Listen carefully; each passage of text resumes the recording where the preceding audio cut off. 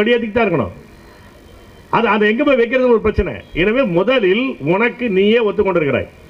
உச்சநீதிமன்றத்தில் அபிடவிட் இந்த atomic energy corporation, இந்த என்பிசிஐஎல் எல்லாருமே கொடுத்துருக்கிறான்.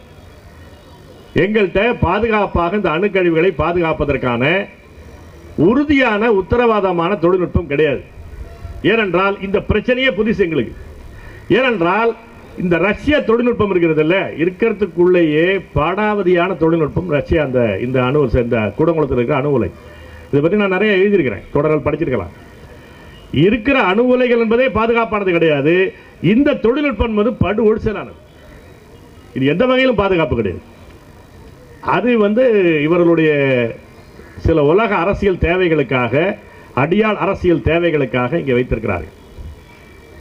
எனக்கு பெரிய மகிழ்ச்சி, தொடர் மன்சூர் அலிகான் இந்த நூலை ஒரு 10 வருஷம்